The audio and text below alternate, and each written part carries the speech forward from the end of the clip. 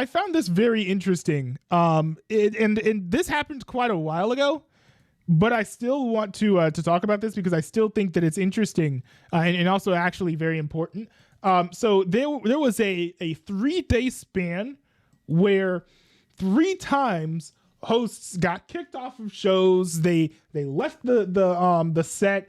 They got fired or whatever after basically a polarization hit a boiling point, and people on the left and the right just could not coexist at the same table together. Actually, I think we saw this in many Thanksgiving dinners as well. But we've got these 3 clips here. This one is from CNN's Newsnight show with Abby Phillips, which is basically Crossfire. If you don't want to be called Nazis, stop doing it. You've been called an anti-Semite more than anyone else's table. Yeah. People would sit there and... No, by me. I never called you an anti-Semite. Okay. I mean, I'm not sitting here saying... I'm a supporter of the Palestinians, so I'm used to it. Yeah, I hope your beeper doesn't go off. The thing is that just... You should not. No.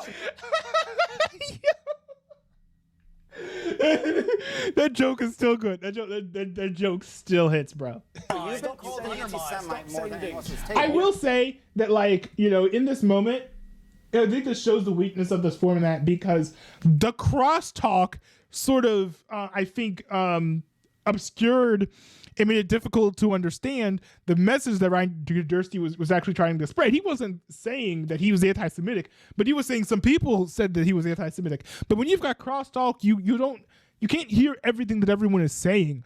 And so, you know, talk television, talk radio, it's supposed to be a communication medium. And when you have people talking over each other, that sort of defeats the purpose. I understand that it can be entertaining. You know, I think this rose in the era of cold pizza, which eventually became First Take, and now we've got Undisputed and all these other shows on the sports side.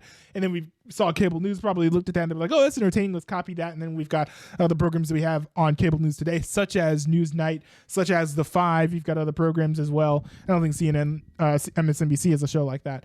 But while it's entertaining, it's not conducive for communication, and it can lead to miscommunication, which leads to moments like this. Stop doing it. You've been called an anti-Semite more than anyone else's table. People would sit there and... No, by me. I never called you an anti-Semite. I mean, I'm not sitting here saying... I'm a supporter of the Palestinians, so I'm used to it. Yeah, I hope your beeper doesn't go off. The thing is that... Did you just say I should die? You should not. Wait, so he says, I hope your beeper doesn't go off and that you don't get killed, and he's like, you're saying I should die? Wild. Oh, did you just say I should be killed? No, I did not say that. No, I did not say that. Hold on. Your guest just said I should be killed on live TV. I said I hope Guys, you're... let me just stop. You said you hope my beeper doesn't go off. Because you said I'm a big supporter of the Palestinians. Palestinians. Guys. Now, I mean, to be fair, am I shocked that Abby Phillips doesn't have a sense of humor? No, I am not. But bro, that was pretty funny. He ended up getting fired and never like permanently getting disinvited from CNN for that moment, which I think is a shame. And then we had this moment here. There was a lot of tension in this article, in this segment.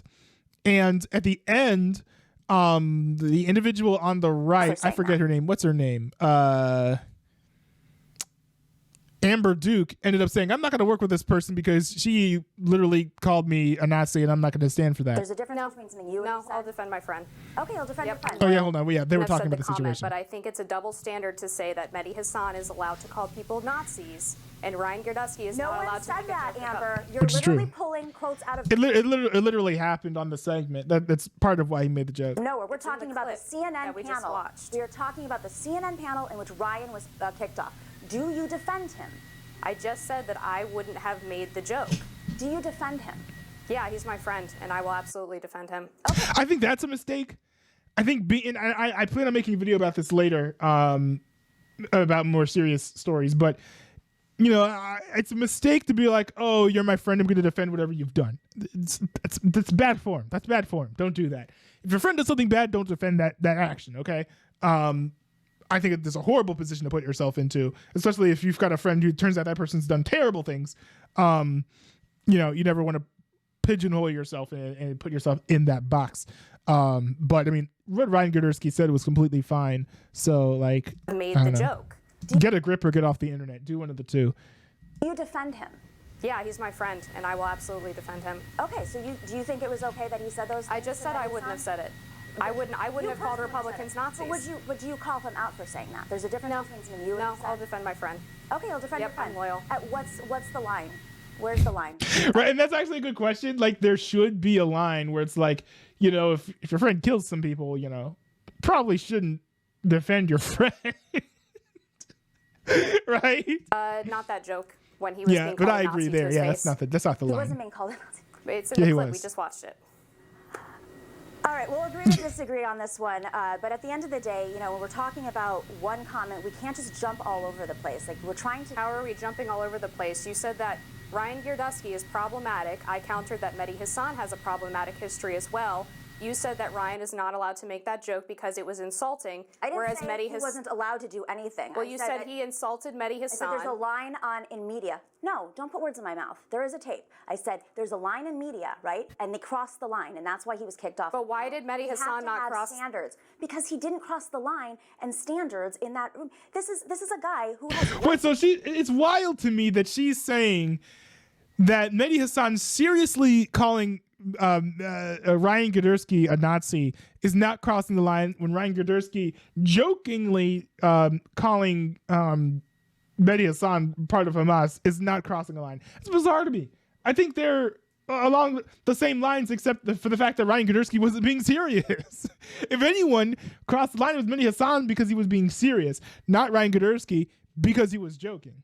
Supremacist backing. You know, No, he does not have white supremacist backing. So Richard Spencer, do you think that Richard Spencer? We already went over that. No, but no, I didn't ask you. Do I think Richard Spencer is a white supremacist? Yes. Ryan Girdusky is not backed by Richard Spencer. He wrote for him. He offered.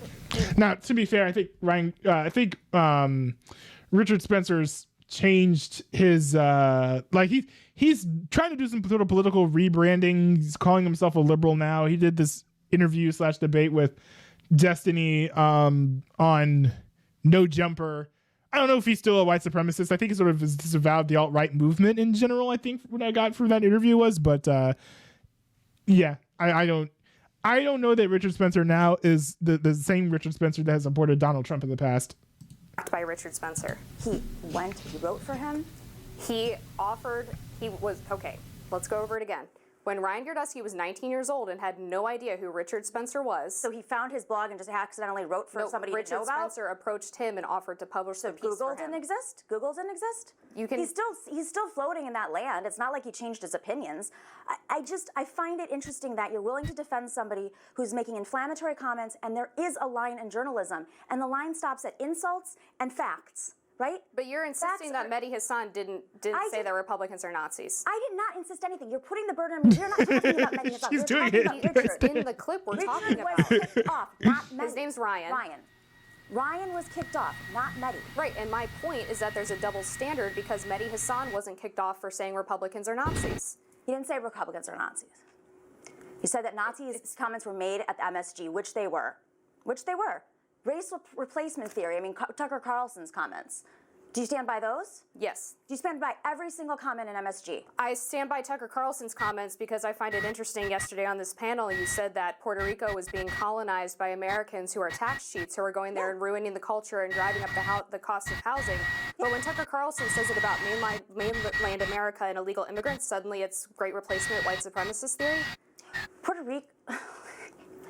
Your standards are wild. We are a country of immigrants. Puerto Rico is a colony that does not have oversight over their economy, over their power, over the infrastructure. The United States government has total say, and they don't even have access to those tax breaks. Only rich Americans do who move there and permanently live Nor there does for more Washington, than half D.C. know, Mickey. You're talking about Americans going to Puerto Rico as colonization, but we're supposed to allow illegal immigrants to just overrun the southern border. That's not the same thing at all. Exactly, it's worse to allow illegal immigrants.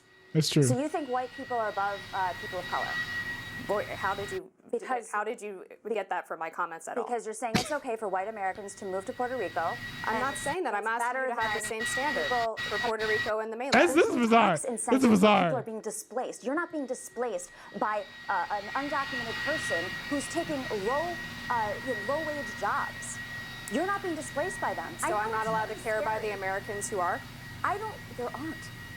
They're not suppressing wages for Americans. Why are you afraid of immigrants? Why are you afraid of immigrants? Why? I'm not afraid of immigrants. Because you don't. I support legal immigration. I'm sorry. This interview is so wild. They're like, the funny thing is that what's her name? Nomiki Kamst or whatever. Nomiki Konst. Sorry. She said, "Oh, we're not going to jump all over the place," and then she jumps all over the place. Like I would have thought that she came onto the set with a pogo stick. The way that she keeps bouncing around from point to point, making all these accusations with seemingly no connection to what's actually even being told to her. It's like this is like very, very wild. It's like she's shadow boxing and she thinks that her opponent is literally in the room. It's crazy. Sure you do. Well, a lot of these people, the Haitians, were legal immigrants. You sure didn't like them. Well, they came in illegally and then they were granted temporary protected status. Which is legal. Okay.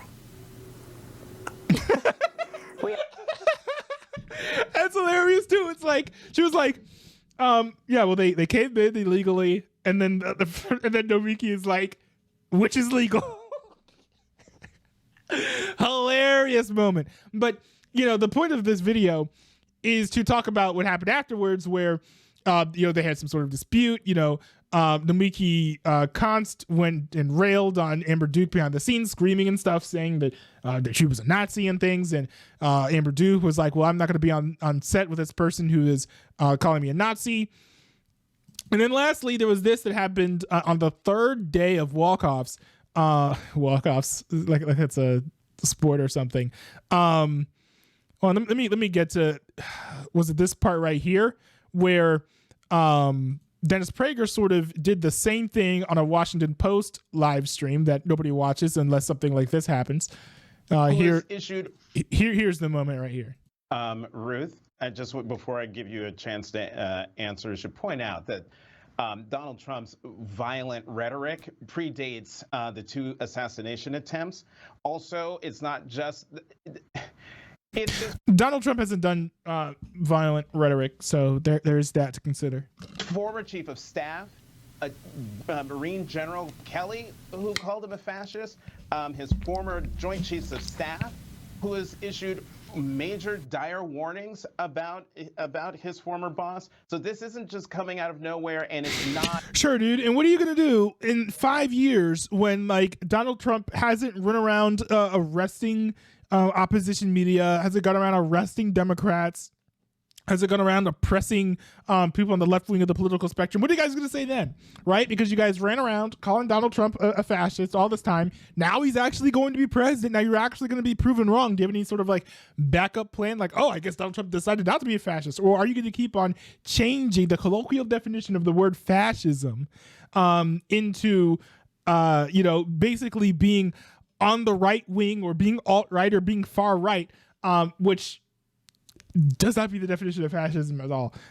So, sorry, gets on my skin a little bit when people lie about what fascism actually looks like, just because when it actually does show up, it makes it harder to be identified.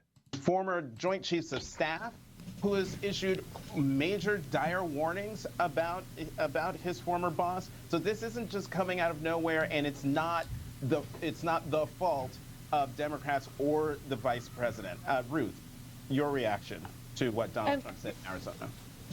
This kind of rhetoric is completely unacceptable, and it's dangerous.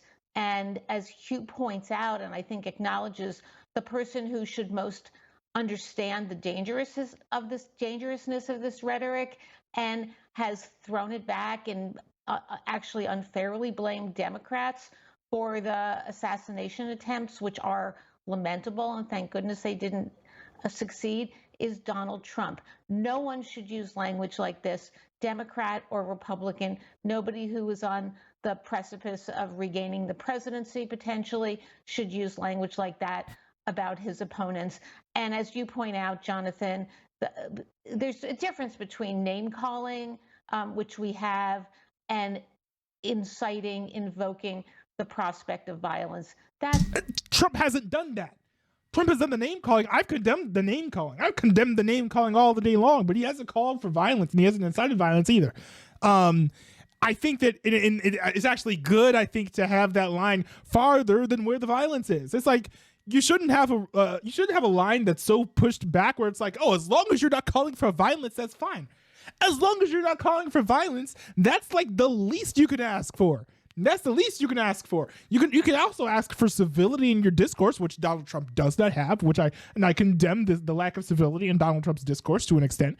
But at the same time, while it's fair to say that some of Trump's rhetoric is unacceptable, because I completely agree, like saying that Kamala Harris has a low IQ and stuff is not only uncalled for, hasn't been proven true, probably a falsehood, and also is just like bad to do a political attack like that. Just talk about the policies, talk about the issues instead of saying, oh, you're dumb. Like, bro, are we in the playground?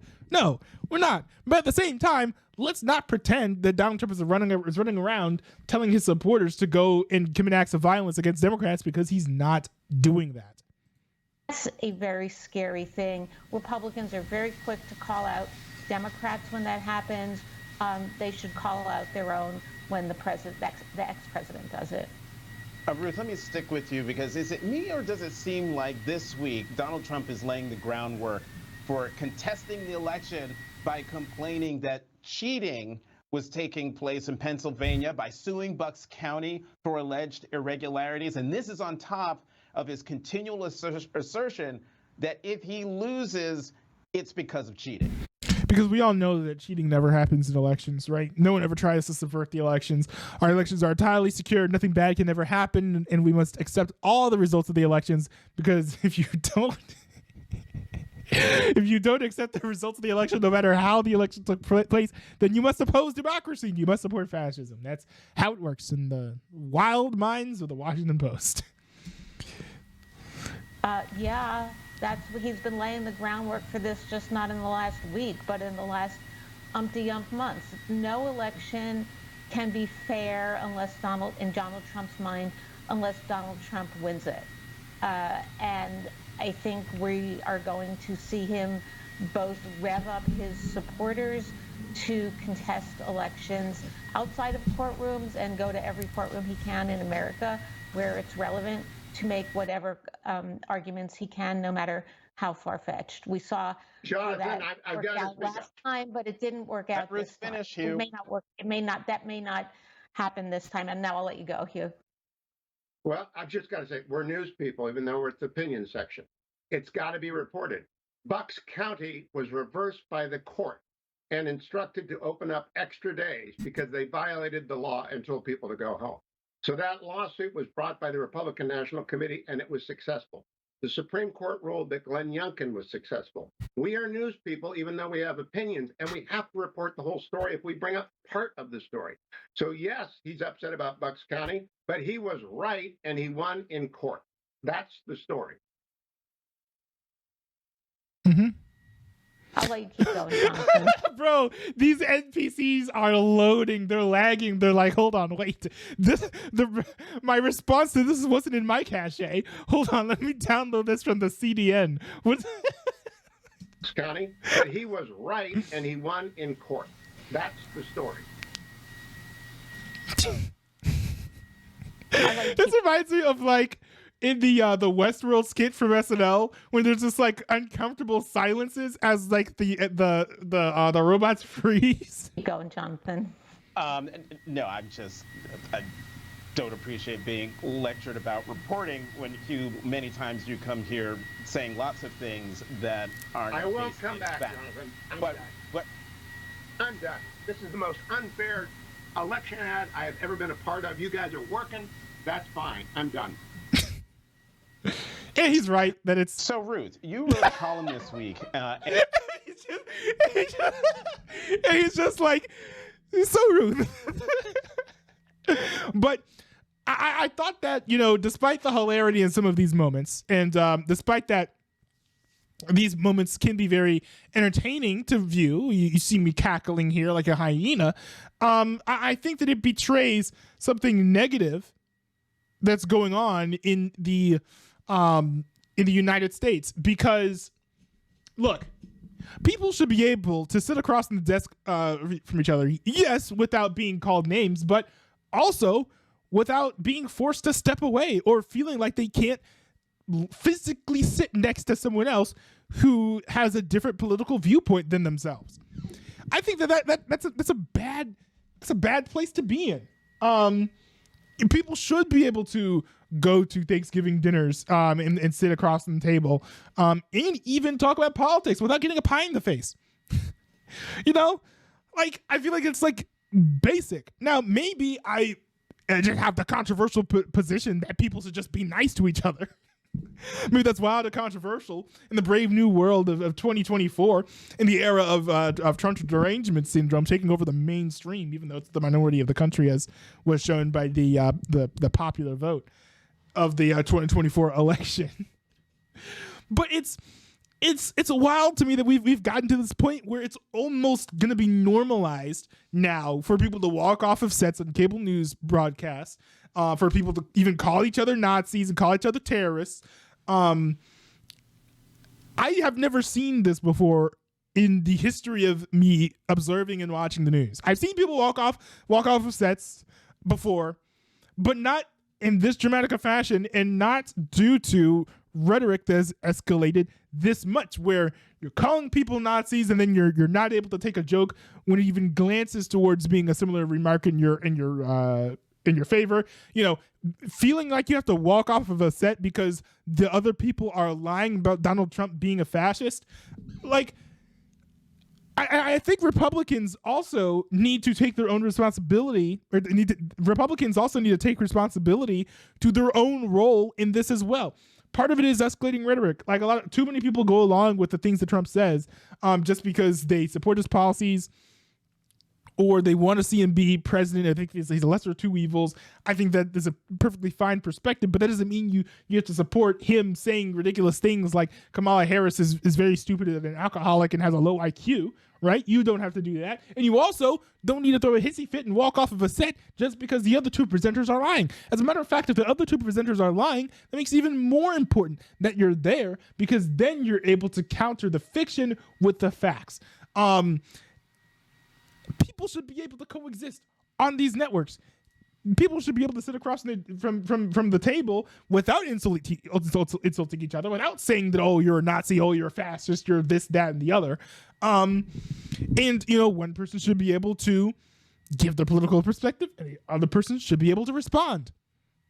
And that should be it. And then you let the audience decide who's right and who's wrong, without being all sanctimonious or haughty or arrogant, you know, being like, oh, well, I can't believe, you know, you just crossed the line, you know, you must hold on, wait a second, I must rebut you must go off of my stage at once. Like the way that Abby Phillips responded there in her CNN segment. Wild, ridiculous. Now, does this mean that America is fracturing at the seams?